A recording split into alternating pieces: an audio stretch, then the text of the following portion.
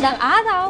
Ako si Ma'am Ann, ang magbibigay sa inyo ng kaalaman tungkol sa paghubog ng tamang asal. Dahil espesyal ka, espesyal na kaalaman sa ESP.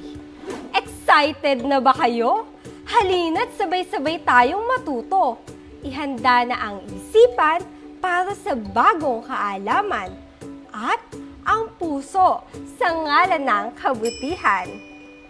Nais kong malaman kung ano-ano ang inyong mga kakayahan o talento. Sige nga mga bata, ipalakpak ng 2 beses ang inyong kamay. Kung mahusay ninyong magagawa ang kakayanan o talento na aking babanggitin, ipadyak naman ng 2 beses ang inyong paa. Kung gusto ninyong maging mahusay sa talento na ito, sino sa inyo ang mahusay umawit katulad nito? Kamusta? Kamusta? Kamusta kayong lahat? Ako'y tuwang-tuwa, masaya't nagagalak. Sino naman sa inyo ang mahusay sumayaw?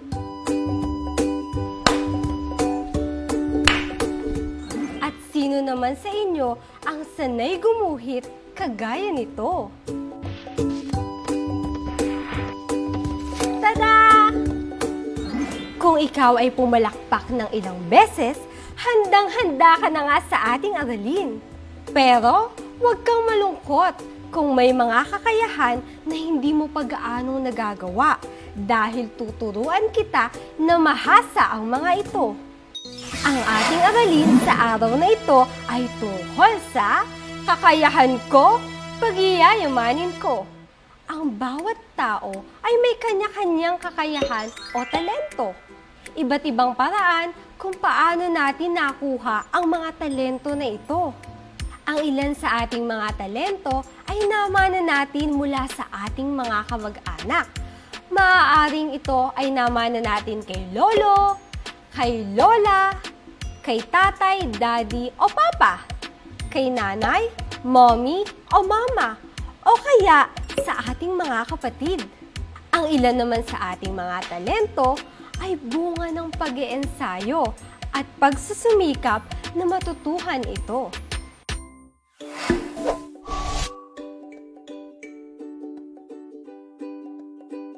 Ngayong araw ay may ipakikilala ako sa inyo na isang talentadong bata.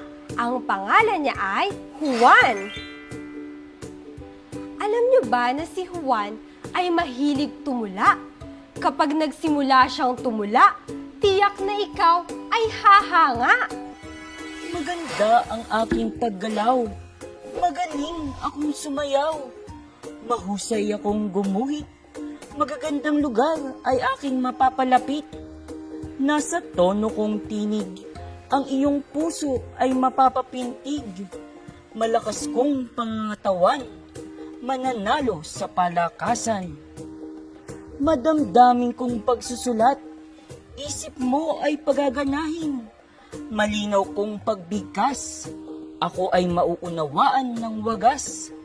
Ito ang mga kakayahan na aking angkin, ipagmamalaki at pauunlarin.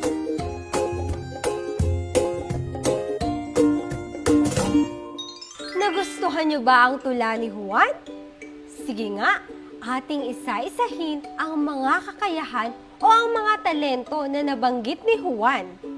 Dahil maaaring ang talento na ito ay nababagay sa inyo. Wow! Ang dami-dami namang kakayahan o talento ang maaari nating taglayin. Katulad nito, anong kakayahan ang ipinakikita ng mga bata?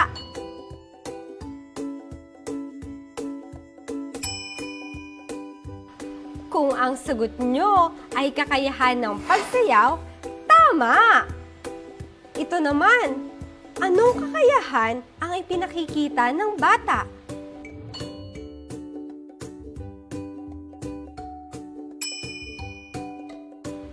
Kung ang sagot nyo ay kakayahan ng pagguhit, magaling! Ano namang kakayahan o talento ang ipinakikita ng mga batang ito?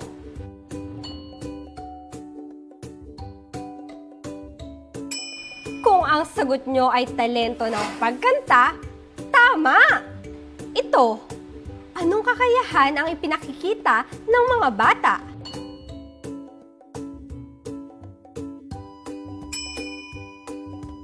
Kung ang sagot nyo ay kakayahan sa paglalaro o pampalakasan, magaling! Ano namang kakayahan ang ipinakikita ng mga bata dito?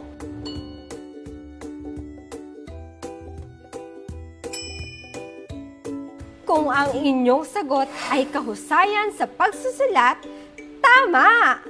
Mga bata, napakaraming kakayahan o talento ang maaaring taglayin ng batang kagaya nyo. Nakapili na ba kayo ng kakayahan o talento na babagay sa inyong interes? Tiyak na alam nyo na ang talento na nais nyong lubos na mapaunlad. Kaya naman, palaging mag-ensayo para lalong gumaling sa kakayahan o talento na mayroon kayo. At palaging isaisip na ang bawat tao ay may iba't ibang uri ng kakayahan o talento. Ngayon naman ay ating tutuklasin at aalamin kung bakit nga ba makabubuti ang pagbabahagi ng ating talento o kakayahan. Una, mapauunlad at mas mapaghuhusay ninyo ang inyong talento kung ipakikita ninyo ito sa inyong mga kamag-anak. Ikalawa, makapagbibigay kayo ng saya sa inyong sarili, pamilya, kaibigan, at kakilala kapag naipapalabas ninyo ng mahusay ang inyong kakayahan sa kanila. Ikatlo, malalabanan ninyo ang takot at hiya na maaari ninyong maramdaman kung palagi kayong humaharap sa mga tao. Mga bata, ngayon ay oras na upang ilabas ang lapis at papel. Sundin lamang ang aking panuto para madali mong masagutan ang bawat bilang. Tayo na at gawin natin ito. Panuto. Isulat ang salitang tama kung wasto ang isinasaad ng pangungusap at mali kung hindi ito wasto. Unang bilang, pagbabahagi ng iyong kakayahan. Ikalawang bilang, pagpapaunlad sa sariling kakayahan. Ikatlong bilang, huwag maglaan ng oras para mag-ensayo. Ikaapat na bilang, ikahiya ang kahinaan.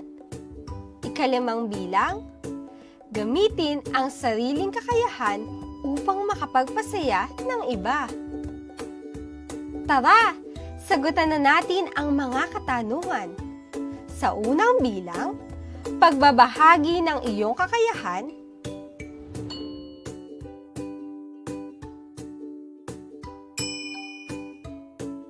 Kung ang inyong sagot ay tama, magaling! Sa ikalawang bilang, pagpapaunlad sa sariling kakayahan.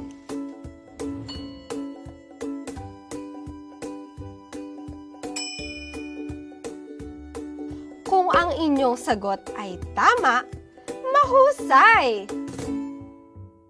Sa ikatlong bilang, huwag maglaan ng oras para mag-ensayo.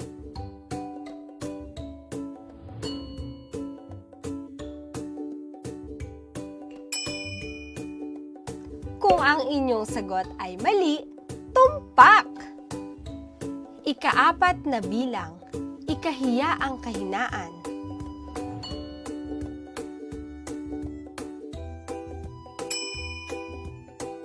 Kung ang inyong sagot ay mali, mahusay! At para sa ikalimang bilang, gamitin ang sariling kakayahan upang makapagpasaya ng iba.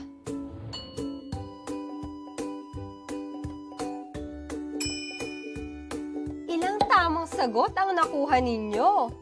Sana ay nakaapat o nakalima kayo. Pinapaunlad nyo ba ang inyong mga kakayahan? Sa papaanong paraan? Halika, ating sagutan ang mga sumusunod na pangungusap. Panuto. Gumuhit ng masayang mukha kung ang pangungusap ay nagsasaad ng wastong paraan ng pagpapaunlad sa kakayahan. At malungkot na mukha kung hindi. Unang bilang. Maging masipag sa pag-iensayo. Ikalawang bilang. Sumigaw ng sumigaw upang masanay ang lalamunan sa pag-awit. Ikatlong bilang. Manguna sa pagbuo ng mga sayaw na kailangan sa mga programa ng paaralan. Ikaapat na bilang. Hindi lalahok sa mga patimpalak dahil may mas magaling kaysa sa iyo. Ikalimang bilang. Tuturuan ang kaibigan na nahihirapan sa pagbabasa. Tayo na! Sagutin na natin ang bawat bilang. Unang bilang. Maging masipag sa pag-iensayo.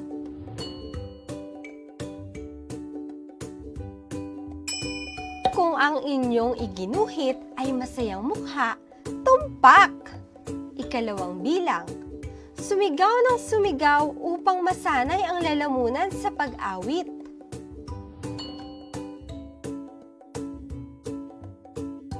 Kung ang iginuhit nyo naman ngayon ay malungkot na mukha, tama ang inyong sagot. Ikatlong bilang.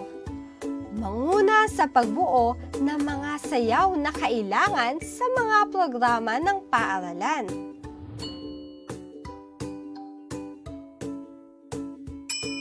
Kung ang inyong iginuhit ay masayang mukha, magaling! Ikaapat na bilang. Hindi lalahok sa mga patimpalak dahil may mas magaling kaysa sa iyo.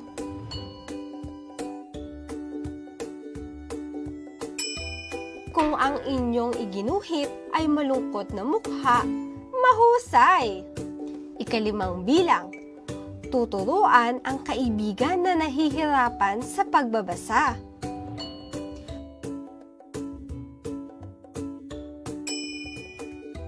Kung ang inyong iginuhit ay masayang mukha, tama kayo! Kumpletuhin ang mga titik upang malaman natin ang ginagawa ng mga bata sa larawan. Isulat ang inyong sagot sa papel. Handa ka na ba? Simulan na natin! Unang bilang. Ano ang ginagawa ng mga bata? Ikalawang bilang. Ano ang ginagawa ng bata? Ikatlong bilang. Ano ang ginagawa ng dalawang bata? Ikaapat na bilang. Ano naman ang ginagawa ng mga bata? Halina't sagutin natin ang ating gawain. Sa unang bilang,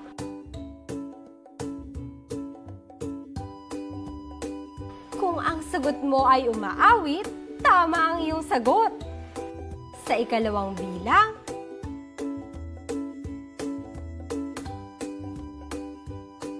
kung ang sagot mo ay nagpipinta, tama din ang iyong sagot. At sa ikatlong bilang,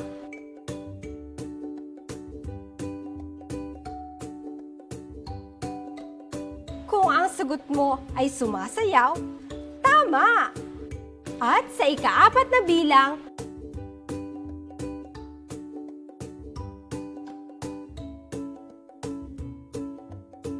kung ang sagot mo ay naglalaro, magaling!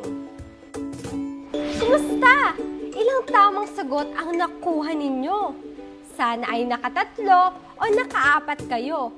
Kung medyo nahirapan kayo sa ating gawain, huwag mag-alala dahil may pagkakataon pa kayong makabawi sa mga susunod nating gawain.